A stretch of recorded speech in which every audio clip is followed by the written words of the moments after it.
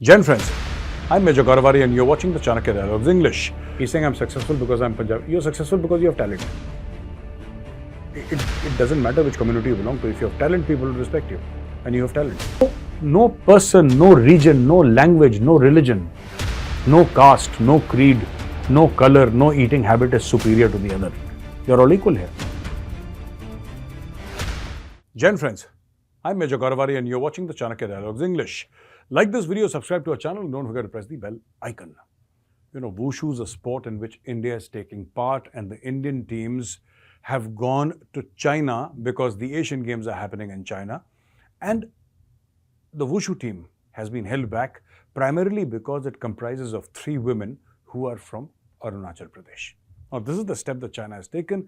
China is saying we will not give visas to players who are from Arunachal Pradesh because China claims Arunachal as its own territory. By extension, China also claims Vladivostok in Russia, and China claims areas of 24 nations on earth, whereas China has borders with only 12 nations, so 12 twos are 24. It claims twice as many areas than it has borders with. That is China for you. We can't stop China from not giving visas to our players, but I think this is rather silly. And I'm not even saying that de-link geopolitics with sports, you know. I'm not saying de-link geopolitics with sports. A lot of people say sports should be separate and you should not link sports with geopolitics or politics. I'm not making that point. I'm saying link it by all means, but then link it properly. There should be a certain level by which you say, thus far and no further. And hey, India, you're not invited to the Asian Games. And we will say it vice versa. We'll say, hey, China, you're not invited to the Asian Games whenever it happens in India. So this is what should ideally happen, ladies and gentlemen. I protest China's actions because they are not full in nature. This is half-hearted by the Chinese. And I don't approve of half-hearted actions wherever they happen in the world, whether it's India or China or any other country. This is half-hearted. You should just say no. You know, if you don't want sporting relations, I'm all for that. Let's not have any sporting relations between India and China. Now, the other news that I have is this visa issue that is taking place, ladies and gentlemen, between India and Canada. And, lots of things have happened. Chief amongst them is, of course, India telling Canada that, your strength here, the numbers of people that you have present, the number of diplomats that you have in India are far too many and there should be parity. And that is generally the international norm, which is accepted everywhere, that there should be a certain amount of parity between both the countries. If you have, for example, I'm just saying, I don't know how many there are, but if you have 25 diplomats, the other party will also have 25 or roundabout. There can't be 25 and 35. It needs to have a certain amount of parity. I don't think they mind a difference of 1 or 2 or 3 here and there, but more than that, I think it raises heckles because you need to have parity in relationships. That is an old diplomatic norm which, Canada was not following, and India told Canada, please follow that norm. So Canada will be following that norm from now. But whom has it really hurt? Has it hurt the students? Yes. Has this visa ban hurt those people who wanted to go back to India for their weddings and for birthdays and for family reunions, etc.? Yes, of course. Has it hurt businesses? Definitely it has. But more than that, I think who it has hurt is mostly, and it has really cut deep. I think it has cut deep Khalistanis. Because the Khalistanis want to make Khalistan inside India, in Indian Punjab. That is where they want to make Khalistan. But you know what is happening? Something very interesting is happening. If India says you can't come into India, then that defeats the very purpose of Khalistan. Because where are they going to make Khalistan otherwise? Ontario? Or Winnipeg? Or one of these, British Columbia? I don't know. Never been to Canada in my life, nor do I ever desire to go. But, where are you going to make Khalistan? Because suddenly, everybody stopped. I'm saying, not just saying Khalistanis, non-Khalistanis, Canadians, Indian origin, non-Indian, everybody just stopped from coming to India. Unless you do happen to have a long-term visa. They've stopped issuing visas. And I would seriously encourage Canada to follow suit here. I would request, with folded hands, I request the Canadian government, you must also do the same thing. Stop giving visas to Indians who want to travel to Canada. Let's stop this nonsense. It'll hurt for a few months, then we'll get over it. Let's not have any travel relations between India and this thing, and diplomatic relations we can pipe down to the minimum possible. Have 2 or 3 clerks there and have 1 or 2 clerks here. That's it. Nothing more. Nothing more than that. See, we don't need Canada. Canada doesn't need India. End of story. We don't need you. You don't need us. That's all right. I'm not here saying that, I'm not taking that tone that you need India and India does not need you. I'm not saying that. I'm saying we don't need each other. Let's end this nonsense. Because you don't like us and clearly we don't like you too. So it should end there. Now, a lot of Khalistanis have been protesting and now Khalistanis are actually feeling the pinch, ladies and gentlemen. There are 2 things that happened. One was that killing of that Duneke, that gangster. Lawrence Bishnoi had taken, he had taken credit for killing that guy, that Khalistani terrorist and gangster. Now there are 2 things that have really hit Khalistanis very hard recently. One is the killing of Duneke. So suddenly all the bigger Khalistanis have gone underground because they say that, we could be the next ones to get killed. They've gone underground. And number 2, suddenly India has cut off Khalistanis from coming back. So all those Khalistanis who are in Canada but with an Indian passport, they can't come back. They cannot come back. Even after their visa expires, they can never come back to India. So it's a one-way journey for them.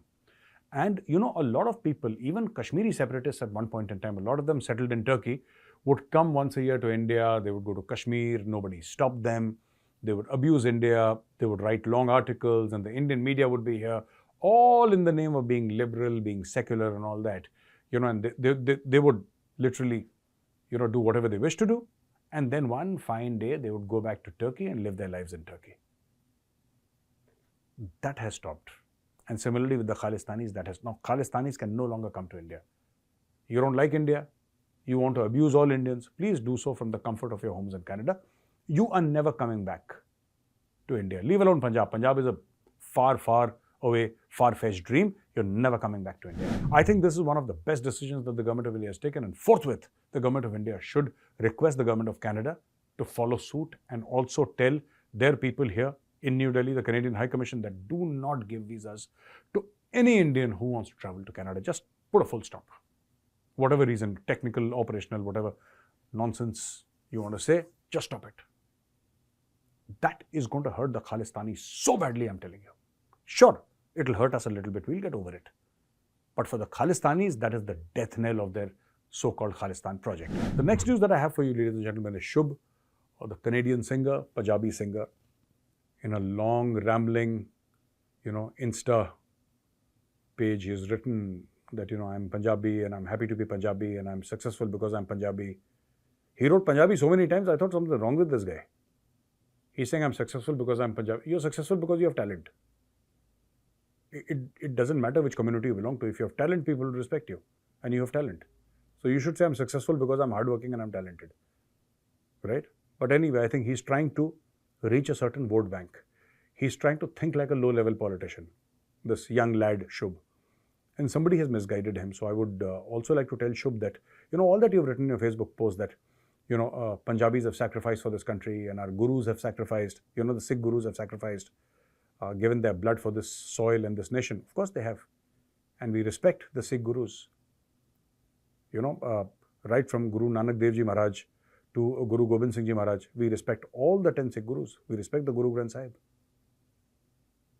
But the point is that you're still an idiot. You, my dear Shubh, are still an idiot.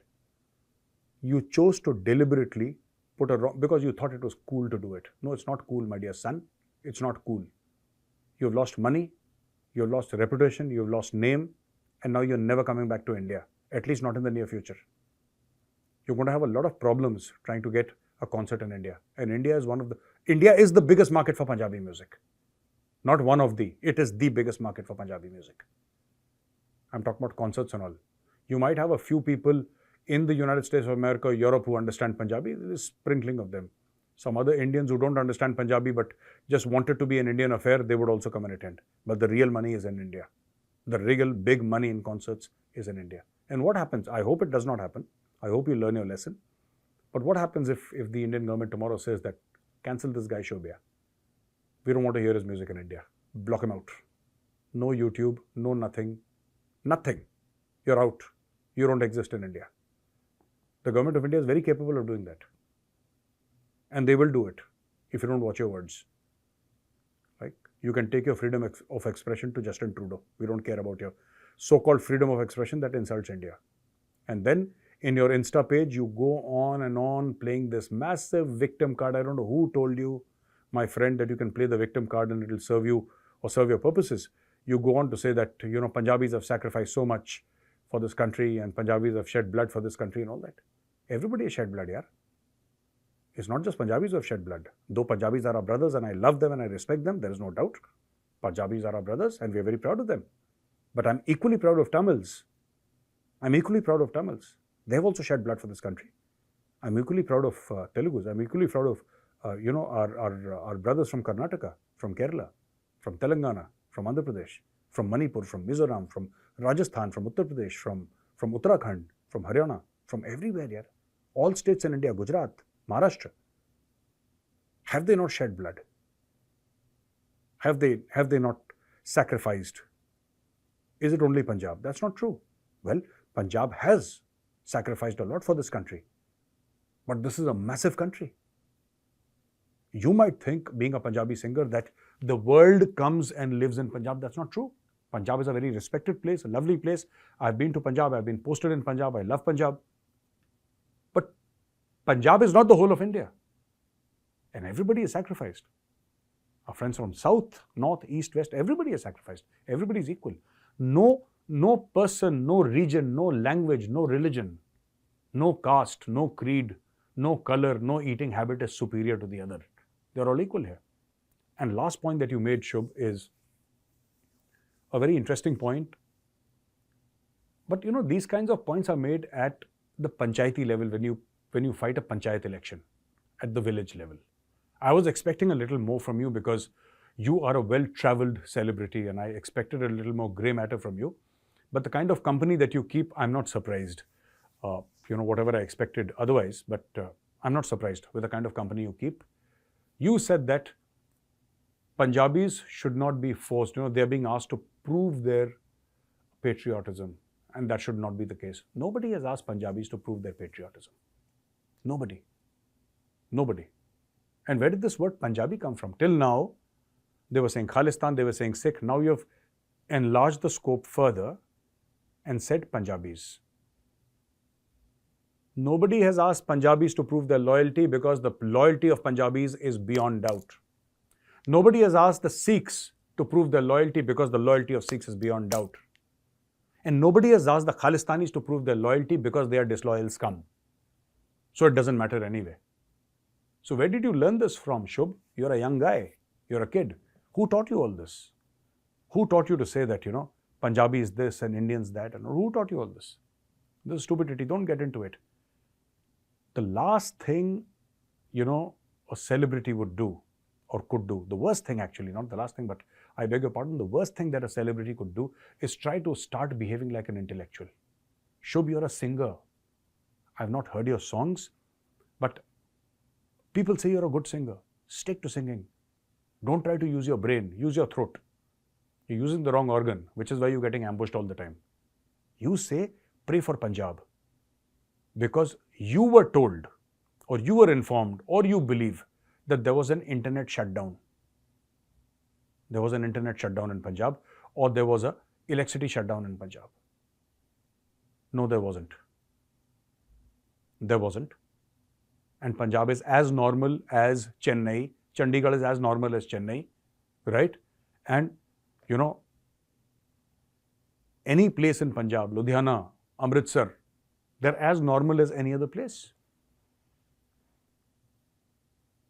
Khalistanis tell lies, that this is happening, all because they want a visa to come to Canada. That is their only thing. They will lie about their own parents, Khalistanis. Shubh, I'm not talking about you here. I'm talking about Khalistanis. They lie about their own parents if they were to get a visa to Canada.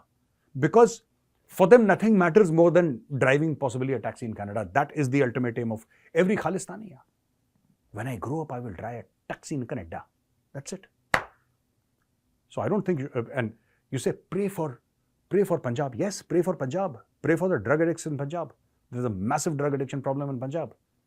You should address that, right? Gurpatwant Singh Pannu said all Hindus of Canada get out. Pray for Hindus also. Pray for everybody, yeah. Pray for everybody. Don't just say that, Punjabis are being asked to prove their patriotism. You're talking like a politician. And not a very bright and not a very smart politician at that. So don't go there. You'll be totally exposed. What you should do is say sorry. You say, sorry, this was a mistake. I put up this map of India, this so-called truncated map of India, whatever it's called. And, this divided map, or, you did not show the upper part of India. I'm sorry I put up this map, and please forgive me, and it will not be repeated. End of story. A month or two, everything will be forgotten, forgiven, whatever. But the problem with you is, you are under the influence of these crazy Khalistanis, and you want to brazen it out. And you want to expand the scope of this whole debate by saying Punjabis. Now I want to include, because Punjabis include Hindu, Muslims, Sikhs, Christians, everybody. Everybody who lives in Punjab is technically a Punjabi, or he's been born there as a Punjabi for that matter. So you want to increase the scope and you say, oh, Punjabis are being asked to prove. Nobody's asking anybody to prove. Please get this clear in your little head, my dear Shubh. And if there is nothing inside your head, if it's an empty space translated into Hindi means Khalistan. So if there is Khalistan inside your head, get this inside your head. Nobody has asked any Punjabi belonging to any religion, Hindu, Muslim, Sikh or Christian, or any caste, any faith, any color, to prove his loyalty, because nobody has got the business of asking Punjabis to prove their loyalty, because Punjabis are loyal and there is no question about it, there is no debate. You are trying to start a debate because you got caught and you committed a major crime and you got caught and your concert was cancelled and you suffered millions of dollars of loss, and that is hurting you, and you're trying to brazen it out like an immature kid. Be a man, right? Stand up straight, apologize. Everybody commits mistakes. I have committed mistakes. On this very platform, I've committed mistakes. The next day, I've come up with folded hands and I've said, I'm sorry, I committed this mistake. I've said it. Do you have the guts to say that you've committed a mistake and ask for forgiveness? I'm waiting for your response, Shubh. So, ladies and gentlemen, with that, I come to the end of this video. Thank you very much for watching this video. And now I'm going to take you through the questions and answers. Comrade Cougar, well done. Good day, sir. Good day, Comrade Cougar. With the Canada chaos now as it speak, I would like to know all there is about the Khalistan issue in its entirety, from its origins to its peak these days. I think it's prime time to reflect on this issue and clarify things. May I request you to please put up a detailed video about this? Appreciate your content. Regards, John. Hello, John. What I would like you to do, I'll certainly do this, but in the interim, I would like to say that there is a book written by Mr. JBS Sidhu, right? Mr. JBS Sidhu, former Special Secretary of the Research and Analysis Wing. He was Special Secretary RAW. Special Secretary is number 2 in hierarchy in the RAW. And he has written a book called, he himself is a Sikh gentleman. He's, I think, a 1964 IPS officer of the Madhya Pradesh cadre, if I remember correctly. I could be wrong, but he's a 1964 batch IPS officer of the Madhya Pradesh cadre.